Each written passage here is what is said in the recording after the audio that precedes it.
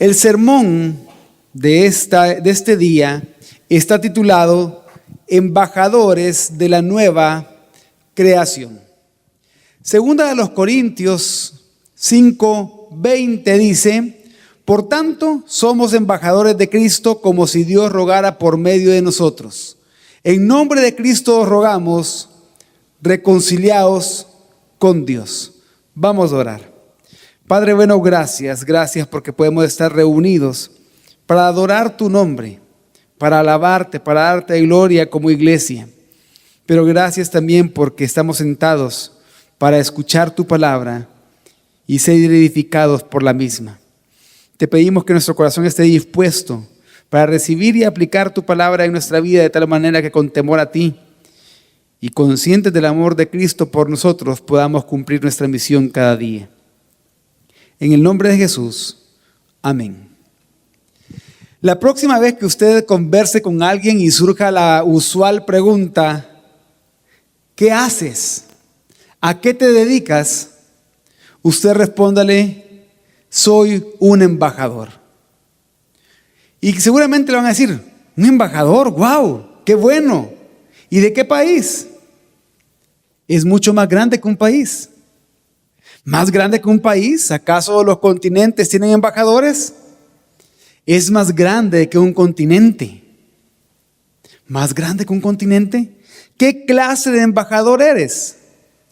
Soy embajador de un reino, del reino de Dios.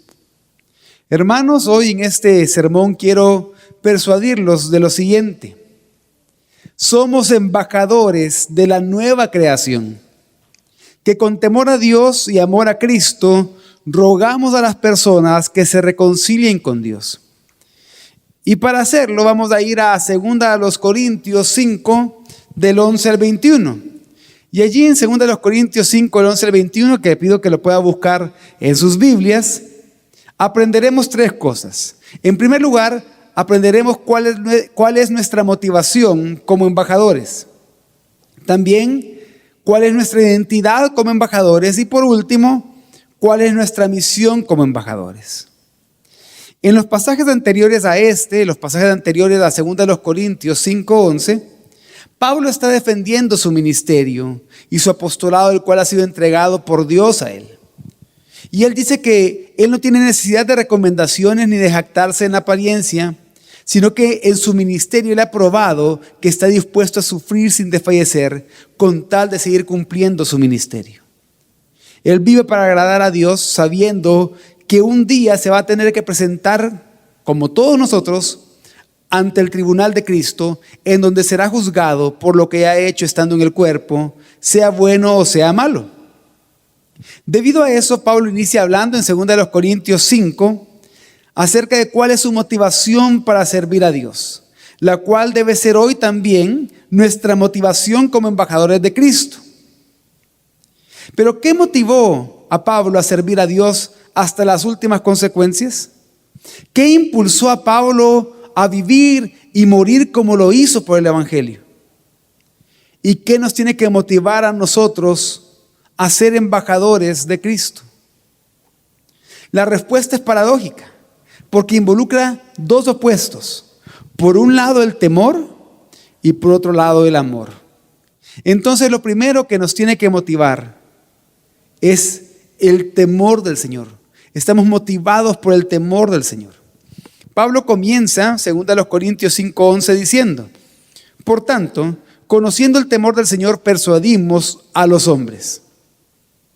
No es que Pablo estuviera aterrorizado u horrorizado como comúnmente se usan estas palabras, sino que él está asombrado por la idea de estar ante un ser tan santo, tan moralmente superior, tan alejado del mal, que en su presencia todo orgullo y arrogancia humana se desvanecerían. Este temor del Señor llevó a Pablo a persuadir a los demás, es decir, a persuadir a los corintios del evangelio y de la integridad de la persona de Pablo como apóstol. Pablo está usando aquí la palabra persuadir para describir sus intensas actividades evangelizadoras y para convencer a los corintios de la integridad de su ministerio. Pablo sabía muy bien que Dios lo conocía a él completamente. Conocía quién era él, conocía cuáles eran sus intenciones y motivaciones. Por eso escribió en la segunda parte del versículo 11 lo siguiente: pero a Dios somos manifiestos y espero que también seamos manifiestos en vuestras conciencias. ¿Y por qué escribe esto Pablo? Porque el carácter de Pablo fue tenido en baja estima por aquellos corintios que habían sido envenenados por los insultos y las mentiras que los enemigos de Pablo estaban hablando en contra de él. Estaban cuestionando su integridad y estaban cuestionando las aptitudes ministeriales de Pablo. Por eso es que Pablo esperaba seguir siendo conocido por los de la iglesia de Corinto como un hombre íntegro. Y es que, a diferencia de Pablo, los adversarios de él se estaban jactando por las apariencias. Se jactaban de lo exterior, de cosas vanas, de la extravagancia de sus actos, de las muchas experiencias espirituales que tenían, de su elocuencia retórica, de su oratoria, de la exhibición de sus riquezas, etc. A ellos no les importaba el corazón. Por eso Pablo le dice a los corintios: yo les voy a dar motivos para que se sientan orgullosos de mí. Y esos motivos no estaban en la apariencia de Pablo, sino en el corazón de él, en su integridad y en su servicio. Por eso dice 2 Corintios 5, 12 y 13. No nos recomendamos otra vez a vosotros, sino que os damos oportunidad de estar orgullosos de nosotros, para que tengáis respuesta para los que se jactan en las apariencias y no en el corazón. Porque si estamos locos, es para Dios, y si estamos cuerdos, es para vosotros. El temor de Pablo por la santidad y por la justicia de Dios lo llevó a colocar la persuasión pública, la persuasión a los demás muy por encima de sus propias experiencias espirituales, de éxtasis espirituales o experiencias personales. El enfoque de la vida de Pablo como embajador no fue dirigido hacia adentro, sino hacia afuera, mientras él trabajaba en su sano juicio como cuerdo para persuadir a otros de la verdad del evangelio. De esa misma forma, hermanos, nuestra motivación como embajadores, en primer lugar, debe ser un corazón que conoce el temor del Señor. Es porque entendemos la santidad de Dios que buscamos persuadir a los demás. Es porque entendemos que Dios es santo y que Él no tiene comunión con el pecado. Es porque sabemos que Dios es justo y que Él juzga y castiga el pecado. Es porque entendemos el temor del Señor y su santidad que alcanzamos a los demás como embajadores, que procuramos persuadirlos para que crean en Cristo, sin importar las apariencias, sin importar cómo nos vean, sin importar qué hablen de nosotros, qué piensen de nosotros, qué digan de nosotros. Y esto puede ser mejor explicado por medio de una ilustración que hace muchos años atrás dio Richard Baxter. Él dijo lo siguiente: si yo veo que tu casa está en llamas y corro y te grito ¡fuego! ¡Fuego!, tú me llamarías héroe. Pero si veo que tu casa espiritual está en llamas y te advierto diciéndote ¡fuego! ¡Fuego!, me dices que soy un fanático. No importa cómo me llames, yo te seguiré predicando el evangelio. Y es que, hermanos, porque entendemos la santidad de Dios, entonces como embajadores debemos tratar de persuadir con el evangelio a los demás. Pero lo segundo que nos debe motivar como embajadores es el amor a Cristo. El temor de Cristo había motivado a Pablo y ahora el amor de Cristo por Pablo completa la motivación. Segunda de los Corintios 5:14 dice: pues el amor de Cristo nos apremia, habiendo llegado a esta conclusión, que uno murió por todos, por consiguiente todos murieron. Qué amor incondicional el que leemos aquí. Cristo murió nuestra muerte. Él murió por nosotros en nuestro lugar. Así que en Cristo todos morimos. El amor abrumador de Cristo, que fue demostrado cuando Él murió en la cruz por nosotros, nos debe controlar y provocar una respuesta de parte nuestra. Y eso fue lo que impulsó con tanta fuerza a Pablo en sus esfuerzos misioneros. Y es por eso que así como Pablo, el amor de Cristo debe gobernarnos y nos debe empujar, nos debe obligar a ser embajadores que persuaden a los que nos rodean. Luego, 2 Corintios 5:15 dice: y por todos murió para que los que viven ya no vivan para sí, sino para aquel que murió y resucitó por ellos. Jesucristo murió y resucitó por nosotros. Solo Él lo ha hecho y nadie más. Por lo tanto, solo Él es digno que vivamos para Él. Solo Él debe gobernar nuestra vida. Un himno escrito hace muchísimos años por Isaac Watson lo resume así: amor tan asombroso, tan divino, exige mi alma, mi vida, mi todo. Por lo tanto, hermanos, nuestra respuesta al amor de Cristo mostrado en su muerte por nosotros debe ser vivir para Él. Diariamente somos tentados a vivir para nosotros mismos. Diariamente somos influenciados y seducidos por el mundo para que deseemos vivir para nuestras posesiones, pasiones y apetitos carnales. El hecho de que Cristo, por amor, muriera nuestra muerte es algo que nos impide o nos debería impedir vivir para nosotros mismos, tal como lo hizo Pablo, porque estamos rodeados por el amor de Cristo. Y esto me lleva a varias preguntas que quiero hacerles. ¿Para qué estás viviendo? ¿Cuál es tu propósito de vida? ¿La gloria de Dios o tus propias ambiciones egoístas? ¿Buscas vivir conforme al carácter de Cristo o conforme a este mundo que busca exaltar al pecado y al hombre? ¿A qué estás dedicando tu tiempo? ¿A servir a Dios y su reino o a servirte a ti mismo?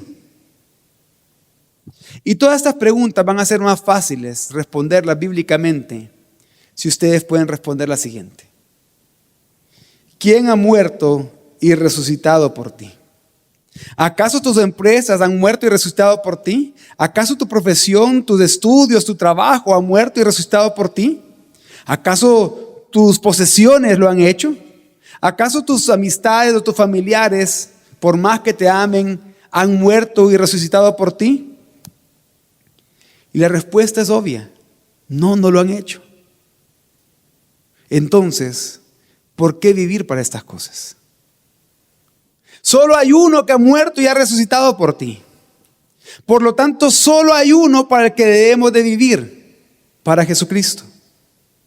Y eso, entre otras cosas, lo mostramos predicando el Evangelio, conscientes de la santidad y de la justicia de Dios, conscientes del pecado del ser humano, pero también conscientes del amor de Cristo, quien murió y resucitó para salvarnos.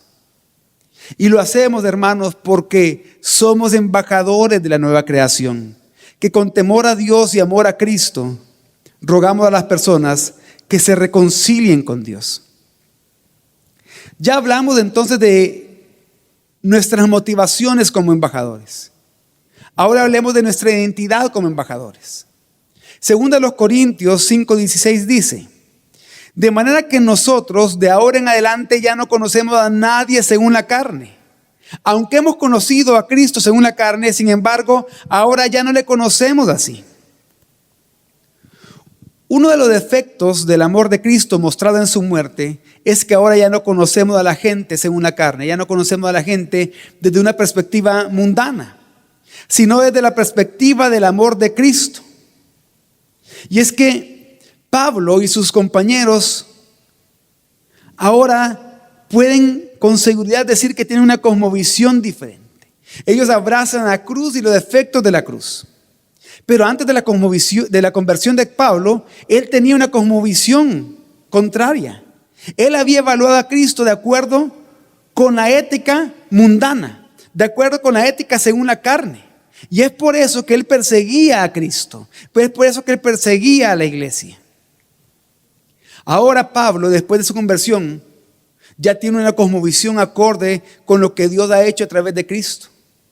Y él ya evalúa a Cristo y a los creyentes de acuerdo con un estándar diferente. Y es que, hermanos, toda la vida debe verse e interpretarse a través del lente de Cristo y de su obra. Y esto nos enseña hoy que no debemos juzgar a los demás desde un punto de vista mundano, sino que debemos tratarnos los unos a los otros desde una perspectiva espiritual, con una cosmovisión de nueva creación.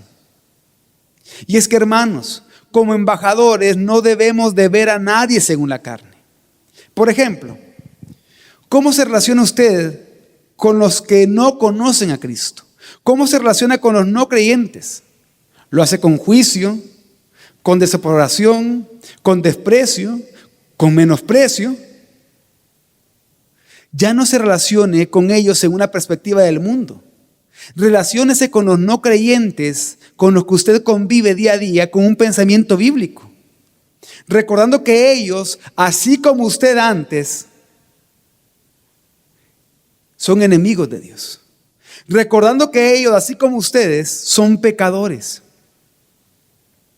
Recordando que ellos no conocen el Evangelio y que son esclavos del pecado. Por lo tanto, la manera de relacionarse y verlos a ellos es con misericordia, gracia y paciencia, como la que Cristo tuvo con usted. Por eso debe proclamar a ellos el Evangelio con su voz y adornar ese Evangelio que usted cree con sus acciones, con su vida diaria. Ya no discuta con ellos con arrogancia, ni tampoco lo ignore con menosprecio. Mejor provoque oportunidades para proclamarles el Evangelio. Por otro lado, ¿cómo se relaciona usted con los demás cristianos, con sus hermanos en Cristo? Por ejemplo, ¿cómo se relaciona con sus hermanos cuando ellos han pecado? ¿Acaso les pasa recordando una y otra vez su error? ¿Acaso pasa haciendo cuentas de su pecado? ¿Acaso los pasa condenando? ¿O busca vengarse o exponerlos públicamente? ¿O lo hace desde una cosmovisión bíblica, no según la carne, restaurándolos con mansedumbre, viviendo el perdón con ellos y la reconciliación, como Dios lo ha hecho con ustedes? ¿Está consciente que todos dentro del cuerpo de Cristo tenemos la misma lucha en nuestra carne contra el pecado, pero que también todos hemos creído en el mismo Redentor y Salvador? Recuerde que en un momento usted puede ser juez, pero en otro momento puede estar sentado en el banquillo de los acusados. Todos estamos expuestos a pecar, hermanos. Y si no hemos caído más de lo que deberíamos de haber caído, ha sido por las misericordias de Dios. Dios nos perdona y no nos ha desechado. De la misma manera debemos hacer con los demás. Y lo podemos hacer porque estamos en Cristo, como dice 2 Corintios 5:17. De modo que si alguno está en Cristo, nueva criatura es. Las cosas viejas pasaron, aquí son hechas nuevas. La frase en Cristo aparece por lo menos unas 25 veces en las cartas de Pablo. Y se refiere a la comunión íntima que los creyentes disfrutan con su Señor y Salvador. Estar en Cristo significa ser parte de Él. Y porque estamos en Cristo, Él produce una transformación radical en la vida del cristiano. Es por la unión que tenemos en Cristo, es por esa intimidad que tenemos con Él, que hemos sido redimidos y hemos sido hechos nueva creación. La esclavitud al pecado y la vieja forma de vivir ya pasaron. Y ahora podemos vivir las bendiciones de estar en Cristo, bendiciones que siempre son nuevas en Él. Un comentarista bíblico llamado Philip Hughes lo explica de la siguiente manera, lo cual ustedes pueden ver en pantalla también. La expresión en Cristo resume de la manera más breve y profunda posible el significado inagotable de la redención del hombre. Habla de la seguridad en aquel que Él mismo ha llevado en su propio cuerpo el juicio de Dios contra nuestro pecado. Habla de aceptación en aquel en quien solo Dios se complace. Habla de seguridad para el futuro en aquel que es la resurrección y la vida. Habla de la herencia de gloria en aquel que, como hijo unigénito, es el único heredero de Dios. Habla de participación en la naturaleza divina en aquel que es el verdadero Verbo eterno. Habla de conocer la verdad y ser libres en esa verdad, en aquel que es la verdad. Todo esto y mucho más de lo que pueda expresarse en el lenguaje humano significa estar en Cristo. Hermanos, estar en Cristo significa ser nueva creación. Cuando Pablo ocupa la frase nueva criatura o nueva creación, no se está refiriendo solo al alma de la persona en cuanto a su relación con Dios, sino que es algo extensivo a todo el ser y el entorno de la persona. Cuando alguien se convierte, llega a formar parte del cuerpo de Cristo y sus vidas experimentan un giro de 180 grados. Ya son nueva creación y eso debe manifestarse en cada área de su vida. Lo que leemos en 2 Corintios 5, 16 y 17 puede ser mejor entendido con el poema titulado El toque de la mano del maestro, escrita por Mayra Brooks. Quizá a usted le pueda parecer un poco conocido este poema, porque este poema ha inspirado muchas canciones que quizá usted ya ha escuchado alguna de ellas. El poema dice así: maltratado y lleno de marcas, el subastador pensó que no valía la pena perder el tiempo en el viejo violín. Lo levantó sonriendo y dijo: ¿qué me ofrecen? ¿Quién comenzará a ofrecer? ¿$1? ¿$1? ¿2? ¿Solo 2? $2. ¿Quién me da 3? $3 a la una, $3 a las 2, $3 a las... Pero no. Desde el fondo de la habitación, un hombre canoso vino y tomó el arco. Y después de sacudir el polvo del viejo violín y tensar sus cuerdas, tocó una melodía pura y dulce, así como cantan los ángeles. Cuando terminó de tocar, el subastador, con una voz baja y tranquila, dijo: ahora, ¿qué me ofrecen por el viejo violín? Y lo sostuvo con el arco. $1,000. ¿Quién dará 2,000? ¿Quién dará 3? ¿3,000? 3,000 a la una, 3,000 a las 2, 3,000 a las 3. Se va y se fue por $3,000, gritó. Y la gente aplaudía. Pero algunos se alarmaron y dijeron: no entendemos. ¿Qué cambió su valor? La respuesta es la siguiente: fue el toque de la mano del maestro. Así muchos hombres con una vida desafinada, maltratada, marcada por los golpes y cicatrices del pecado, como el viejo violín, se subastan barato a una multitud desconsiderada por un plato de sopa, por una copa de vino. Se va a la una, a las 2 y casi se va. Pero luego llega el maestro. Y la multitud nunca puede entender el valor de un alma y el cambio que se produce con el toque de la mano del maestro.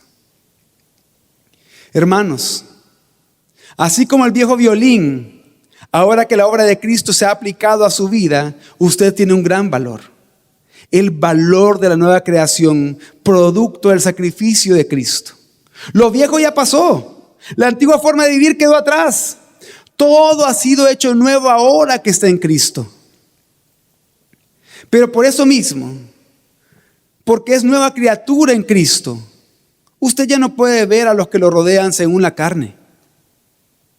Mírelos como ese viejo violín. Porque los que nos rodean, así como nosotros, lo que necesitan es el toque de la mano del maestro. Necesitan conocer a Jesucristo. Por lo tanto, usted tiene que cumplir su misión. Porque recuerde que somos embajadores de la nueva creación, que con temor a Dios y amor a Cristo, rogamos a las personas que se reconcilien con Dios. Ahora hablemos de nuestra misión como embajadores. Segunda de Corintios 5, 18 y 19 dice: y todo esto procede de Dios, quien nos reconcilió consigo mismo por medio de Cristo y nos dio el ministerio de la reconciliación. A saber, que Dios estaba en Cristo reconciliando al mundo consigo mismo, no tomando en cuenta a los hombres sus transgresiones, y nos ha encomendado a nosotros la palabra de la reconciliación. Todo esto procede de Dios. La nueva creación, hermano, fue posible por la reconciliación. Es por la gracia y misericordia de Dios. Nadie puede decir que ser nueva criatura inicia con el ser humano y es por esfuerzo humano. Dios es el principio y la fuente de la nueva creación. Y así como Dios creó todas las cosas por medio de Jesucristo, también nos hace nuevas criaturas por y en Jesucristo, por medio de la reconciliación que logró en la cruz. Por eso que dice que Dios estaba en Cristo reconciliando al mundo consigo mismo, no tomando en cuenta a los hombres sus transgresiones, sus pecados. Y esto es asombroso porque nos está revelando el infinito amor de Dios. Y es que míralo de esta forma. Nosotros ofendimos a Dios. Nosotros desobedecimos sus mandamientos. Nosotros pecamos en contra de Él.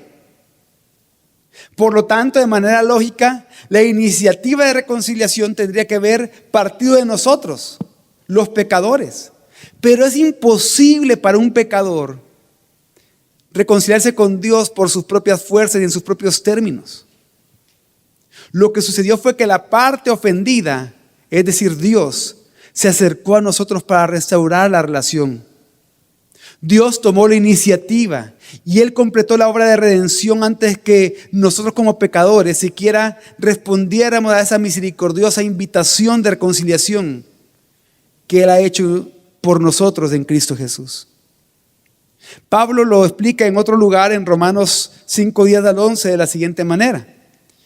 Porque si cuando éramos enemigos fuimos reconciliados con Dios por la muerte de su Hijo, mucho más, habiendo sido reconciliados, seremos salvos por su vida. Y no solo esto, sino que también nos gloriamos en Dios por medio de nuestro Señor Jesucristo, por quien ahora hemos recibido la reconciliación. En pocas palabras, a pesar de nuestros muchos pecados, fue Dios quien restauró la relación entre Él y nosotros, para así hacernos nuevas criaturas mediante la obra de salvación de Cristo Jesús. Y es sobre la base de la vida, del ministerio, de la muerte de Cristo que Dios reconcilió al mundo consigo mismo. Que Él perdonó nuestros pecados y ahora nos hace sus siervos y nos ha encomendado la palabra de reconciliación. Por eso dice 2 Corintios 5, 20 al 21. Por tanto, somos embajadores de Cristo, como si Dios rogara por medio de nosotros. En nombre de Cristo os rogamos, reconciliaos con Dios. Al que no conoció pecado, le hizo pecado por nosotros, para que fuéramos hechos justicia de Dios en él. ¿Qué es un embajador? Un embajador es el representante de un soberano. El embajador habla no por sí mismo. El embajador no se representa a sí mismo, sino que habla y representa a aquel gobernante que lo ha comisionado. La responsabilidad y deber del embajador es comunicar las ideas de ese gobernante con eficacia, exactitud y fidelidad. Dios nos da el privilegio de compartir las buenas nuevas de lo que Cristo ha hecho con los pecadores perdidos. Dios nos da el privilegio de ser sus embajadores, de representarlo a Él delante de todos aquellos que nos rodean. Les quiero contar algo que me pasó el viernes de la mañana. Ese día yo debía ser un embajador. Como todos los días, todos tenemos que serlo. Y me debía preparar para ser un embajador todo el fin de semana. Por la noche, predicando en el servicio de jóvenes. El sábado muy temprano en la mañana, dando un discipulado. A media mañana del sábado, dando una reflexión para el inicio del ciclo de Vida Kids. Y durante el resto del día, terminar de preparar el sermón para hoy. Pero desde temprano en la mañana los niños estaban gritando, quejándose, peleando, desobedeciendo a la mamá. Entonces, ¿qué creen? Se enojó el embajador desde temprano en la mañana. Me enojé y regañé a mis hijos de mala manera. Le respondí mal a mi esposa. No fui embajador. En vez de ejercer un ministerio de reconciliación en mi familia, hice todo lo contrario ese viernes por la mañana. Gracias a Dios, el Espíritu Santo rápido me redarguyó de pecado. Y hablé con cada uno por separado y les pedí perdón. Mis hijos aún no comprenden el Evangelio. Ezequiel tiene casi 2 años y Esther tiene casi 4. Pero sí pueden ver y sí se fijan cómo su papá vive el Evangelio. Y cómo su papá procura hacerlo a través de humillarse y pedir perdón y procurar la reconciliación. ¿Qué les quiero decir con esto, hermanos? Somos embajadores. Todos somos embajadores. Si usted es cristiano, es embajador. Todo el día y en todo lugar. En nuestra vida cotidiana somos embajadores. En nuestra familia, en nuestro trabajo, jóvenes en sus estudios. Muchos están comenzando el año escolar o comenzando el ciclo en la U. Pues allí en sus estudios son embajadores, de manera virtual, pero son embajadores. Las preguntas son, ¿con quién estás siendo embajador? ¿A quién le estás proclamando el evangelio? Yo no sé si se ha dado cuenta que las últimas 2 semanas en el discipulado esta pregunta está ahí. ¿A quién le proclamarás el evangelio esta semana? ¿Cómo estás representando a Dios? ¿O a quién estás representando en tu vida? ¿Qué estás compartiendo? ¿El mensaje del evangelio o cualquier otro mensaje? Familia, ¿se da cuenta que usted puede ser de impacto a los demás? ¿Es consciente del impacto eterno de proclamar el evangelio como embajador de la nueva creación? Corrie ten Boom, una cristiana holandesa que salvó la vida de muchísimos, de cientos, quizás miles de judíos durante la Segunda Guerra Mundial. En los últimos días de su vida alguien le preguntó, ¿cómo describirías tu vida? ¿Para qué has vivido? Y ella respondió con un pequeño poema: cuando entre en esa maravillosa ciudad y aparecen los santos a mi alrededor, qué alegría cuando alguien me diga, fuiste tú quien me invitó aquí. ¿Se da cuenta de ese impacto eterno que tenemos al ser embajadores? Hermanos, tomemos en serio ser embajadores de la nueva creación. Por lo que Dios ha hecho por los pecadores por medio de Cristo, Pablo tomó muy en serio el encargo divino de predicar y enseñar las buenas nuevas de reconciliación. Él se consideraba a sí mismo y a sus colaboradores como embajadores de Cristo que ruegan al mundo, reconcíliense con Dios. Y como embajadores hay un mensaje de reconciliación que debemos de proclamar. Al que no conoció pecado, le hizo pecado por nosotros, para que fuéramos hechos justicia de Dios en él. Hermanos, nosotros proclamamos el glorioso intercambio. Nuestro pecado fue imputado a Cristo y la justicia de Cristo fue imputada a nuestro favor. Esto es asombroso. Yo no merecía el perdón. Todo lo que yo merecía era el castigo eterno por pecar en contra de un Dios santo. Pero Dios, a su Hijo Jesucristo, santo, puro, justo, bueno, a quien no cometió pecado, le hizo pecado por mí. Todo mi pecado y la paga por él mismo lo puso sobre Jesús. Y toda la justicia de Jesús la puso sobre mí, de manera que estoy reconciliado con Dios.